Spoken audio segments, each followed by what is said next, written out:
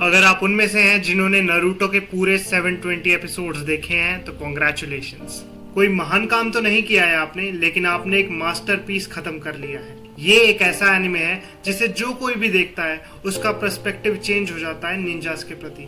इससे पहले हम निंजास के बारे में सोचते थे तो सिर्फ और सिर्फ हमारे दिमाग में कार्टून आते थे, लेकिन ट्रेडिशनल निंजास जापान की एक बहुत ही पुरानी रेस है जो अपनी स्ट्रेंथ, एजिलिटी और स्पीड के लिए जानी जाती थी। नारुतो कैरेक्टर की पावर्स भी स्टार्टिंग में बहुत ही ज्यादा सिंपल थी और काफी ज्यादा अच्छा लगता था, लेकिन नारुतो शिपुडेन में सब कुछ अलग हो गया। Dimension travel, change of reality, meeting your ancestors और उसके साथ साथ एटॉमिक लेवल पे चीजें चेंज करने की पावर तक इंट्रोड्यूस कर दी गई। और इतने पावरफुल होने की वजह से अब लगता है क्या सचमुच ये एक निंजा को लेकर ही एनिमे है।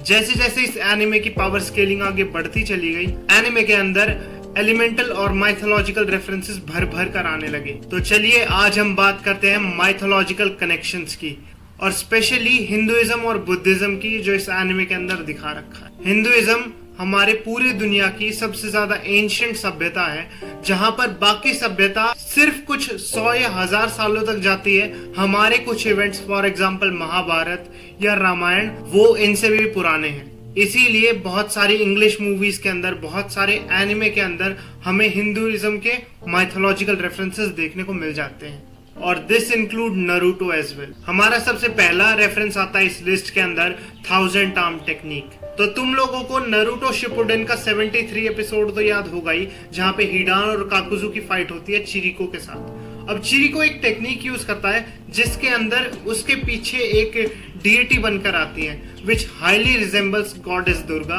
और उसके साथ साथ यामाटो और हाशिरामा जैसे कैरेक्टर्स भी ऐसी सिमिलर टेक्निक यूज करते हैं जिसका नाम है 1000 arm Buddha which highly resembles Avalokiteshvara from Buddhism. इसके बाद हम चलते हैं दूसरे रेफरेंस पे जो है 6 पाथ ऑफ पेन। तो आप लोग किसी भी नारुतो फैन से पूछेंगे ना, इनफैक्ट मुझसे भी पूछेंगे, तो मेरी सबसे फेवरेट आर्क होने वाली है पेन आर्क, क्योंकि इसका कॉन्सेप्ट बहुत ज्यादा अच्छा था। सोच के देखिए, 6 चलती फिरती लाशें जिन्हें दूर से हमारा नगाटो कंट्रोल करता है, और उन सब के नाम भी कितने ज्यादा सही है, जैसे देवापाथ, असुरापाथ, और इन सब के नाम में ही डायरेक्ट हिंट छुपा है टुवर्ड्स हिंदुइज्म और बुद्धिज्म। स्टार्टिंग से स्टार्ट करते हैं तो बुद्धिज्म के अंदर 6 रेम्स ऑफ रीइंकार्नेशन है, जिसमें से सबसे पहला है देवाघाटी। तो देखा जाए तो देवा पाथ ऑफ जो पेन है वो हिडन रेन वालों के लिए एक देवता की तरह था, एक गॉड की तरह था। तो यहाँ पे सेम रिजेंबलेंस ड्रॉ हो सकती है। इसके बाद नंबर 2 पर आता है असुरा पाथ ऑफ पेन, जो बिल्कुल कोइंसाइड करता है असुरा घाटी से। अब असुरा घाटी असुर को सिग्निफाई करते हैं। असुर सिर्फ और सिर्फ डिस्ट्रक्शन, बर्बादी और तबाही के लिए जाने जाते हैं। वही सेम चीज हमें एनिमे के अंदर दिखाई जाती है।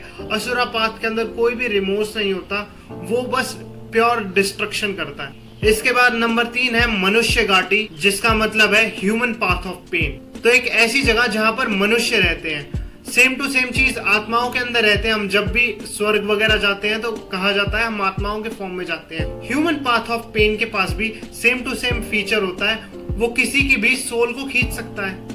इसके बाद नंबर 4 पर आता है त्रियोगिनी घाटी, जिसे हम एनिमल भी बोलते हैं। तो एनिमल पाथ ऑफ पेन इससे कंप्लीटली सिग्निफाई करता है, जिसमें उसके पास पावर होती है, वो किसी भी एनिमल को अपनी मर्जी के अनुसार समन कर सकता है। तो ये बिल्कुल कोइंसाइड हो रहा है। इसके बाद नंबर 5 पर आता है प्रेता घाटी, यानी प्रेता पाथ ऑफ पेन। तो प्रेत का मतलब होता है कोई भी ऐसा गोस्ट जो बहुत ज्यादा भूखा हो, और यही सेम चीज हमें एनिमे में दिखाई जाती है। प्रेता पाथ ऑफ पेन के पास पावर है, वो कितनी भी एनर्जी और कितना भी चक्र को कंज्यूम कर सकता है, विच रिजेंबल्स प्रेत। और सबसे आखिरी में है नरका घाटी, यानी नरका पाथ ऑफ पेन। तो नर्क का मतलब होता है हेल, जहां पे बहुत ज्यादा सफरिंग होती है, बहुत ज्यादा सफरिंग दी जाती है सबको। यही सेम चीज हमें नरका पाथ ऑफ पेन में दिखाया जाता है। वो जिस किसी को भी पकड़ता है उसे बहुत ही बेरहमी से मारता है। तो इस तरीके से पूरे के पूरे 6 पाथ ऑफ पेन सारे के सारे बिल्कुल कोइंसाइड करते हैं बुद्धिज्म के अंदर, और ये सारे वर्ड्स हमारे हिंदुइज्म के अंदर भी हैं।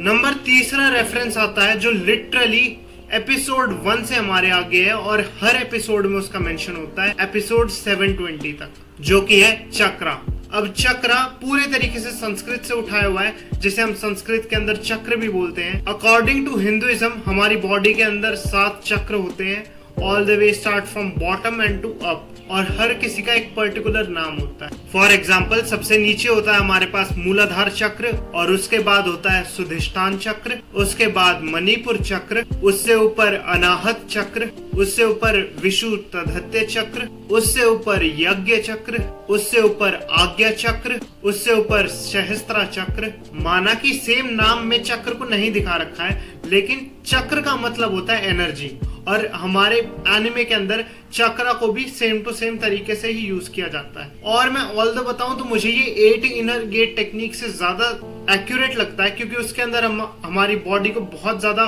फिजिकल लेवल पे पुश करते हैं और हम ब्रेक कर देते हैं। जैसा उसमें दिखा रखा है सेम टू सेम हमारे हिंदू माइथोलॉजीज के अंदर भी यही बातें की गई हैं।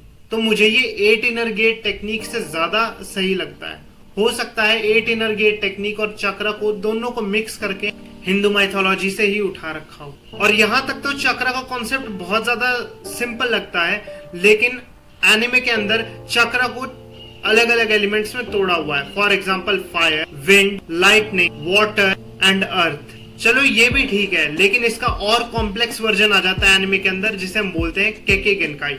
बेसिकली कोई ऐसा बंदा जो एक से ज्यादा एलिमेंट्स को कंट्रोल करने के काबिल है, उसे केके गेनकाई मिलती है। और इसका सबसे अच्छा एग्जांपल है हमारे पास ककाशी हाताके, टोबिरामा, और उसके साथ साथ हिरोजिन सारुटोबी और अपना नारुतो भी, अब तो जो सारे के सारे एलिमेंट्स को कंट्रोल कर सकते हैं। लेकिन अगर हम सिर्फ केके गेनकाई के बेसिस पे देखें तो वो सिर्फ और सिर्फ ककाशी के पास जाएगा, और उसके अलावा भी हम माद्रा को भी इंक्लूड कर सकते हैं जब वो अपनी जूबी फॉर्म के अंदर आ जाता है। इसके बाद हम चलते हैं हमारे चौथे रेफरेंस पे, जो है इंद्रा एंड आशुरा। तो ये दोनों के दोनों हागुरोमो के बेटे होते हैं, जिनसे सारी की सारी निंजा लिनिएज स्टार्ट होती है। तो हम एक एक करके बात करते हैं। सबसे पहले हम आ जाते हैं सबसे यंगर बेटे पे, जिसका नाम है आशुरा। अब हमारे स्क्रिप्चर्स के अंदर इंद्रा एंड असुरा, जो बेसिकली इंद्र जो गॉड्स के देवता हैं और असुरा जो दानवों के देवता हैं, उनके बीच में वॉर चलती रहती है। तो यहाँ से ये चीज हम देख सकते हैं, ऋग्वेद के अंदर हमेशा लड़ाई रहती है इंद्रा और असुरा के बीच में। सेम टू सेम चीज हम नारुतो एनिमे के अंदर देखते हैं, इसी पे पूरा एनिमे बना हुआ है। अब हमारे स्क्रिप्चर्स के अकॉर्डिंग भी असुर जो हैं वो 2 तरीके के होते हैं। एक वो जो अच्छे हैं जिन्हें हम आदित्य बोलते हैं, और एक वो जो बुरे हैं जिन्हें हम दानव बोलते हैं। लड़ाई चलती रहती है, सेम टू सेम चीज एनिमे के अंदर है, जिसमें हम देखें आशुरा जो है वो सेंजू और उजुमाकी क्लैन का एंसेस्टर है। दूसरी तरफ हम चलते हैं अब एल्डर सन के ऊपर, जो है इंद्रा।